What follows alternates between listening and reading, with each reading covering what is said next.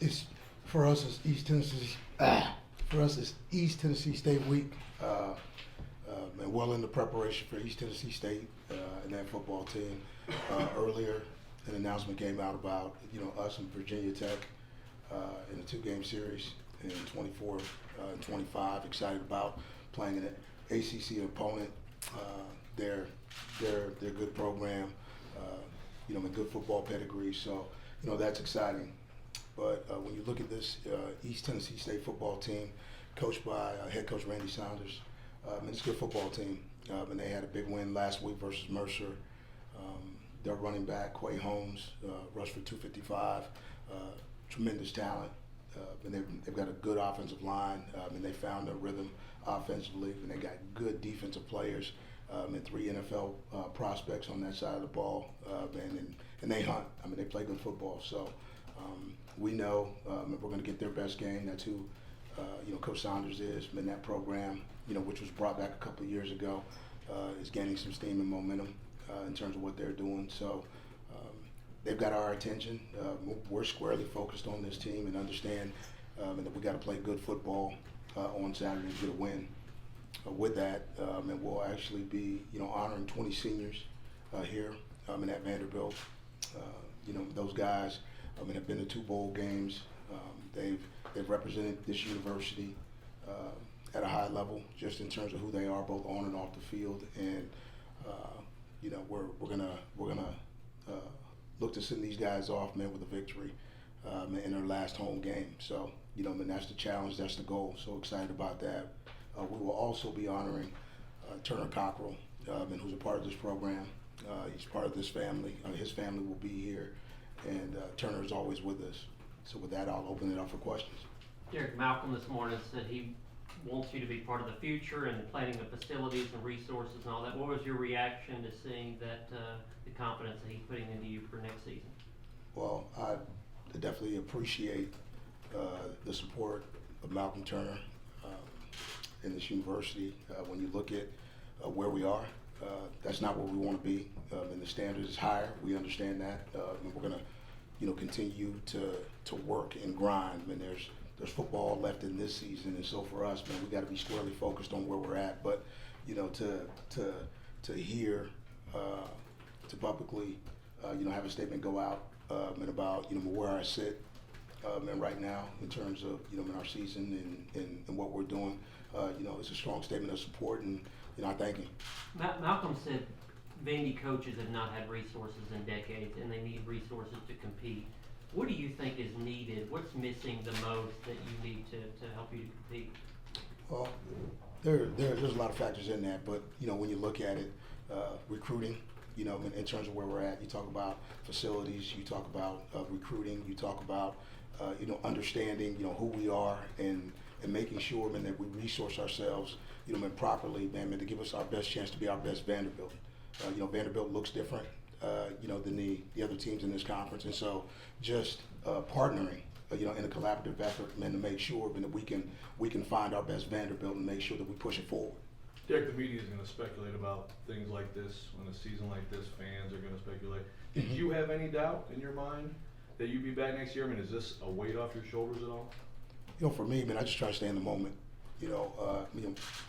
Malcolm, has ridden with us, on 4 games, I think 3 or 4 games like this season. He's had a chance to, look inside the program. He's looked at other programs, and I think he's evaluating everything. That's one thing I understand about Mr. Turner is I've been around him. He's going to look. He's going to, see everything that there is to see and try to make informed decisions about what he can do and what he needs to do. And that's aside from my process. So, I've been, sort of just in a zone, just trying to figure out, exactly what I need to do, within my own program. But, I really appreciated, him, going to look at, other places and other programs and just see how Vanderbilt stacks up. And, with that, he's got to make, choices and decisions. But, we're just going to try to move this thing forward. What's your collaboration been like with him as far as the direction of the program? And throughout that process, did you get a sense that it would kind of be heading this way? Well, we met earlier in the season just to talk about needs and where we sit. I think he's been proactive when you look at what he tried to do, like in the stadium. When you look at the jumbotron, when you look at what he tried to do, like with the bathrooms and things that have been talked about for years. And so his focus was on something totally different, just in terms of the fan experience. But I think as he's had a chance to get into the season and watch. Okay, man, and look, man, he's never interrupted what I've done, but what he's tried to do is be, insightful about what he sees. And, for him, our conversations have been, short, but very, very specific about, making sure, that we try to, figure out, what's our best Vanderbilt and moving forward. So much has been made of the stadium, but there's also talk around that the everyday facilities, the football facility and the weight room and all those things are needed for upgrades to compete. How do you think that affects recruiting, affects the team overall performance if you have upgraded facilities aside from the stadium? Well, I think it's all about enhancement. I think it's about development. I think it's about services, and I think it's about growing your athletes. That's really what we talked about. I know a lot of references have been made, or people have made some guesses about what I meant when I said ways. I was talking about development of program, development of coaches, maybe development with resources. That's about maturity. That's about leadership. That's about making sure, man, that if we want to be our best Vanderbilt and push ourselves, towards winning, time and resources are a huge part of that process. So, we just have to make sure that we stay focused, on the task at hand, and that's, in every way possible, getting to that point as fast as we can. But, it's one day at a time. Like I said, right now, my focus is on the ETSU. You had said before the season it was your deepest, your most talented team. Your Yeah. quarterback room was the best it's ever been. Yeah. How do you reconcile that with what you said after the game? Well, what I say is this. That's what I felt coming into the season. You look at it, and what you try to do is patch holes. I felt like we had 3 really good offensive players coming back, and that gives you strength. I thought we had, a good shot at having a little depth on the offensive line. We went out and got some grad transfers to plug some holes, and with that, man, you feel good about what you look like going into camp. Very shortly as we got into camp and got into the early part of the season, between injuries, between guys not necessarily performing, up to expectation, some of that goes away. I don't think anybody goes into the season saying, well, man, we're going to be terrible. I think what you go into the season with is some optimism, and I went into the season with optimism, and it hasn't turned out that way. And I take full responsibility for that, and we keep moving. What type of motivation do you think your team has right now, having going through SEC games, and now you've got an ETSU team that obviously you guys are favored against? How do you feel like the motivation is same or different? For us, man, we got to win. I'm focused on winning. They got to be focused on winning. ETSU is going to come in here just like Tennessee State and Austin Peay and MTSU. They want to win too. They're not going to lay down. This is a group of student athletes, man, that didn't go to Vanderbilt, that didn't go to an SEC school. They got a chip on their shoulder. They want to play football, so we got to line up and play football. Derek, do you think that this does anything for your players, this announcement today? I can't speculate for our players. I love on these guys every day, try to hold them accountable every day for the things that we do. It hasn't been what they've wanted or I've wanted. So, the thing that we got to do is just make sure we band together. We're Commodores in this. And, in this, you say what you want. Some people are going to have feelings one way or the other. But, if you're a Commodore, then you're part of the family. So if you're part of the family, it's time to grab an oar. Okay, grab a seat, get on the bus, provide some energy, and let's go. You alluded to it on national TV after the Missouri win, but I kind of want to ask you again, what do you think your biggest asset is for this job? Well, my biggest asset, like people question the X's and O's, man, they question a lot of things, about what I do. But, I think what I've tried to do best here is develop talent, okay, and make sure I put, players and coaches in position, to be successful. Again, it's had some high points, it's had some dips in the valley. But as I continue to look at this program, I can say this: in the last 2 years, man, and I've had 5 coaches, okay, man, go on to, different opportunities. I mean, you want to be successful here in this conference, man, you got to have continuity. Okay, man, Andy Love, who's now at the University of Utah, okay, man, they're in the top 10, just in terms of, where they sit. Good coach. Chris Marr, okay, man, he's at Mississippi State, good coach. Cortez Hankton, University of Georgia, good coach. Coach Miniga, Green Bay Packers, good coach. Renee Stewart, Green Bay Packers, good coach. I mean, you got to be able to keep your coaches. I mean, it's about continuity. I mean, it's about chemistry. It's about those things and building young men and growing those young men along with your schemes and programs. And if you don't have that consistency, then you're always vying for it. So, we're making a commitment towards consistency. I think, that's what, hopefully that was part of the equation. With the statement today, man, we want consistency, man. We need maturity, we need leadership, we need resources, and man, in order to do that, man, you gotta sort of keep things in house, sort of keep it the same, man, because consistent change never leads you to where you want to go. You got to be growing, man, but you gotta have some stability as well. Eric, with all that's been talked about, resources and recruiting, how close do you feel like this program is to where you want it to be? It's talent-wise, like when you look at it, I think we're getting there. Resource-wise, I think we're a ways away.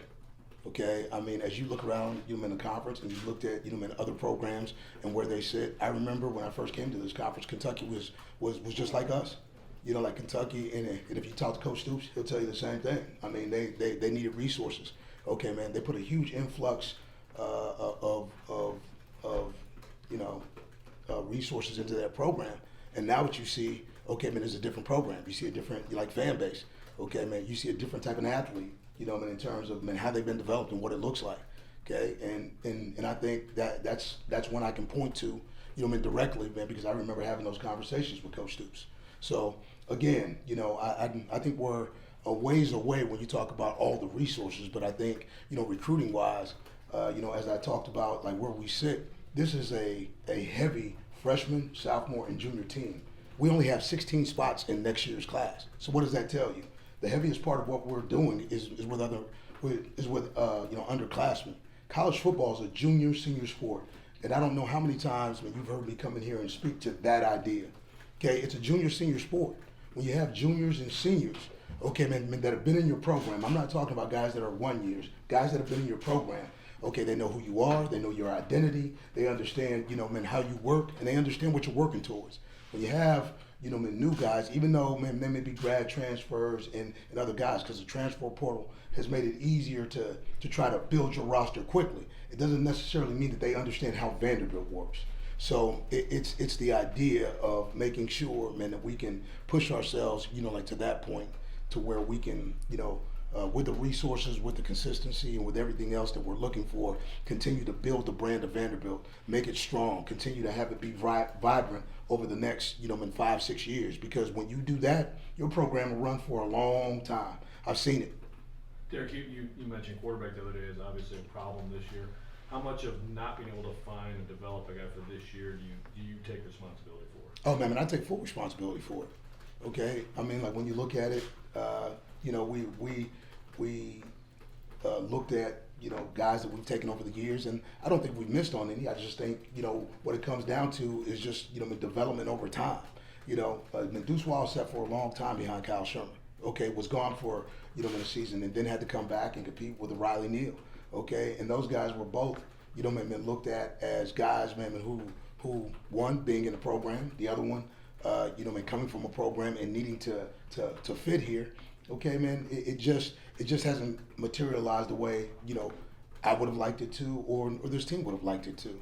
But, with that being said, we had a young Jamil Muhammad, and unfortunately, like Jamil, who probably would have had an opportunity to play this year if he was here, he's not here. And that's just the circumstance of college football sometimes. When you look at Alan Walters, he's had to grow up. I mean, he's young, okay? And when you're young in this and you go through what young players do, sometimes, man, you have to fight maturity. You got to fight, being where your feet are. You got to fight the change, coming from a high school platform to a college platform, playing in the SEC. All these things are are just a byproduct of what programs go through. But let me tell you something, it's not about being right, it's about getting it right, and we're gonna get it right.